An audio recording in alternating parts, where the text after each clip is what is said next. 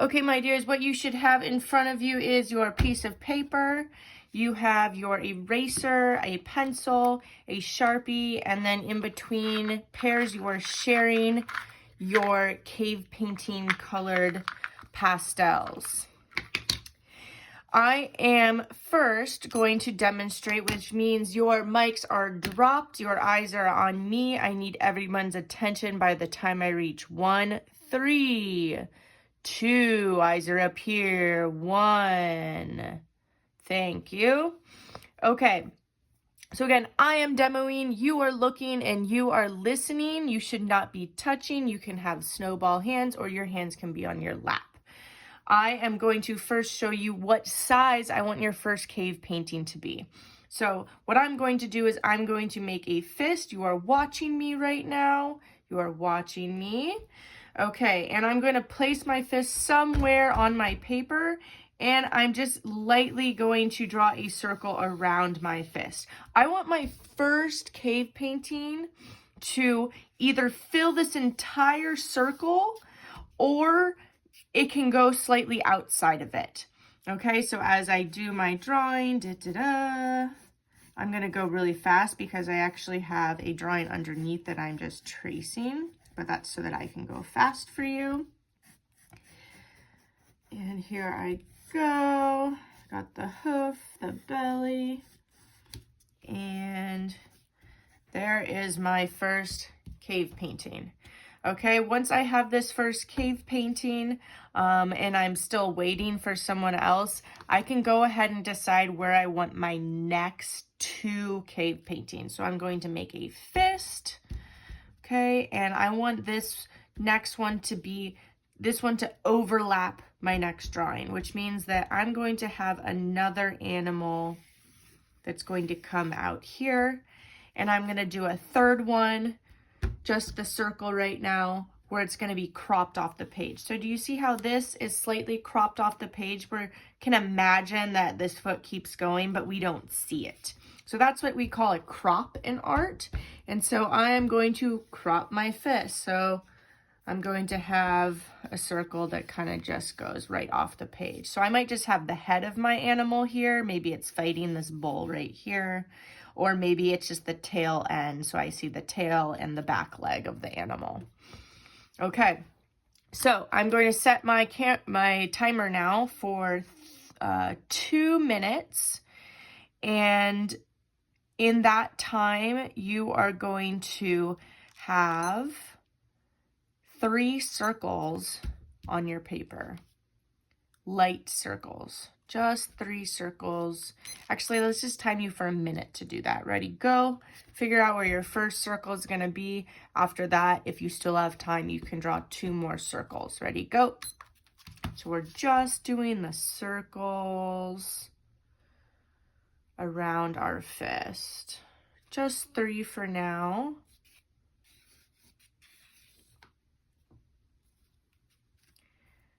Okay, and this time I can like walk around the room, make sure they're drawing nice and lightly. You can have them, you know, hold up further on their pencil. That will force them to draw lightly rather than choking the graphite. And so these seconds are not just you sitting around waiting. It can be for you to actually like go around and help students. So time's up, beep, beep, beep, beep. Okay, now I'm going to say, I need everyone's attention by the time I reach 1. 3, you're not talking. 2, your eyes are on me. 1, I have your attention, or whatever it is. 3, 2, you're not talking. 1, your eyes are on me. Whatever your attention grabber is. Okay, I have my students' attention. All right, my dears, I'm now going to put 3 minutes on the timer, and you now have 3 minutes to begin drawing your first animal or cave painting, and it needs to be inside one of those 3 circles that you drew. It needs to either fill the entire circle or it can even go outside of the circle. The goal is to make it bigger than our closed fist. Okay, so you have 3 minutes. Decide which, on your paper, which of your cave animals that you want to draw first. and the timer is starting. Ready, go. Okay, and this time I've already given the demo. They already have an example of what this looks like. So you can use this time now to walk around the room, help students, give support to students that are still drawing super tiny, like little ant drawings, like this kind of thing. That's going to be really, really difficult to get the pastel into, right?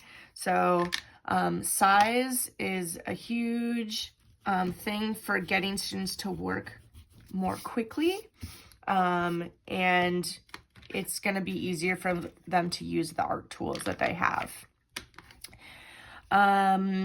You know, you can say something like, if they're drawing something really tiny, you can say, hey, why don't you stop right there, and I want you to now draw this one bigger, or try to fill this entire circle. Or you can say, okay, for the next one, try to get your drawing to fill this entire circle if you don't want them to erase it. And I'm going to go ahead and pretend two more minutes have passed. Okay, beep, beep, beep, beep. All right, tools down, drop the mics. I need your attention by the time I reach 1, 3, 2, you're not talking. 1, your eyes are on me. Oh, I'm still waiting for one student over here for their lovely eyes to be on me. Oh, I'm still waiting for, group 2 to stop talking. I see a few students over here that need their eyes up here. Oh, I still see a tool in someone's hand. Okay, thank you. I now have all students' eyes on me, and hands are snowballed or resting in laps or not holding tools. Thank you very much.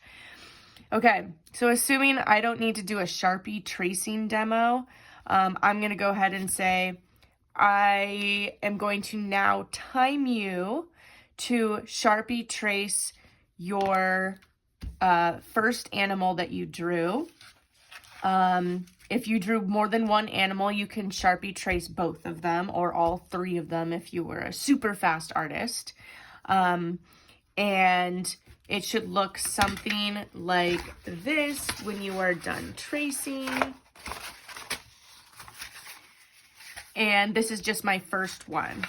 If you're still waiting around after you finish tracing, what you can do is you can pick up your eraser and erase any pencil that you do not want to be seen on your cave painting drawing. Okay, so 3 minutes or 1 minute for Sharpie tracing. Ready, go. Okay, so while they're Sharpie tracing, I could be using this minute or 2, whatever you're giving them, to hand out the new material or picking up a different material. If you trust your students to have all the materials out ahead of time, then they're already there. Otherwise, you can be handing out the new material. Okay, so beep, beep, beep, beep. Our 1 or 2 minutes are up. Time's up. Sharpies down. Drop the mics. I need everybody's attention by the time I reach 1, 3, 2, you're not talking. 1, your eyes are on me. Thank you to the students over here. Ooh, I'm seeing some students dropping that mic right as I say it. I really appreciate you. I'm still waiting for one student to put their Sharpie cap on and drop that mic. Thank you very much. Okay, so we are going to be watching me right now. You're not touching anything. You're just watching me on the document camera. And I'm going to show you a demo for pastel. Okay, so what I'm going to do is I'm going to start with my darker colors. And I'm using oil pastel.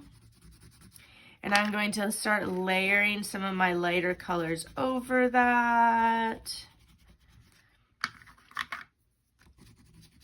And I can go back and forth, and I can even use my finger and sort of blend in between.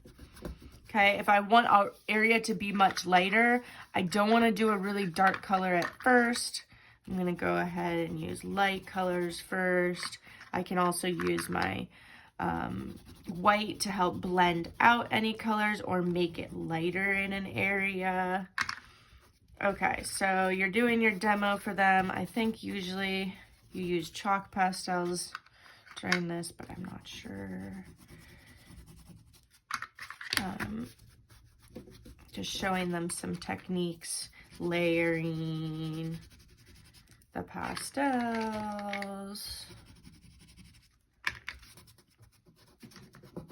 Okay, and I would fill my whole animal with pastel. All right, so this is only partly completed, but I just wanted to give you a little demo for how to use the pastel. It is your turn now, my dears. So I am going to reset this timer. And I want you to just complete one section of pastel coloring on your drawing, whatever you can do in 2 minutes time, okay? And if you're not finished in these 2 minutes, that's okay. There's gonna be a longer chunk of time for you to complete it. This is just for me to check for understanding right now, that you have some overlaps and some crops on your paper and that you're using the pastels correctly. Okay, so ready, 2 minutes, go ahead, pick up your pastels and get to coloring. Okay, so again, you now have set yourself up to formatively assess an overlap, a crop, the size that they can trace in Sharpie, and that they're using their pastels correctly, so that when this 2 minutes is up, you've already pinpointed around the room what students need what assistance, and you're able to now give students a longer chunk of time to complete the rest of their pencil drawings, the rest of their Sharpie outlining, and the rest of their pastel. So before releasing them into a longer studio time, you know, have them draw a few more palm-sized circles. You know, you can indicate a crop, you can indicate that something's underneath something else. That's called an overlap. You can show with your hands, you know, can you see these fingers, or can you see my ring? No, you can't, because this hand is overlapping. And then you can say, you know, after this 2 minutes is up, say beep, beep, beep, 2 minutes is up. You're going to go ahead and say, okay, so I'm going to set the timer now for 10 to 15 minutes for you to complete the rest of your pencil drawings. You want to add more pencil drawings and then trace in Sharpie and then do the pastel. You know all the steps of what to do, and I want to see this covered in all kinds of cave painting drawings. I want to see crops. I want to see overlaps. You can do different sizes. I can do my next one of a different angle, right? I can have this guy coming in here. Maybe he's just the head of it, so it's a really big bowl. You can do some smaller drawings once you have 3 bigger drawings. You can do smaller drawings that fill up the rest of the space, but I want you to go in this order so that everything that you do after these 3 has a finished quality to it. You can see the timer on the screen, and that is being set to, I'm going to go ahead and give you 13 minutes. And this is a reminder of how much time you have left. So every so often, look up at the screen so that you can see where you are and how much time you have left before the end of our art making period. If you get stuck, you can raise your hand. But try your best to move forward if I'm not available for help. So if I'm helping another student, you can raise your hand. If you see that I can't see you, let me finish with the student. Try your best to go forward, and then we can talk. All right, so say the time's up. I gave them the studio time. I've been walking around helping. Okay, time's up. I want you to move forward for this. You know, maybe you only gave them 10 minutes just to do the pencil drawings. Okay, now you want to do Sharpie and pastel. So now I'm going to set the timer for 10 more minutes. So it's really like gauging your group of students. Did you give them the longest chunk of time just to do everything? Or did you want to just have them do the pencil before moving on to another time chunk? So hopefully that gives you an idea of how the timer can help you. This is a 15-minute video, so 15 minutes, and we did all the instruction with students also participating along the way.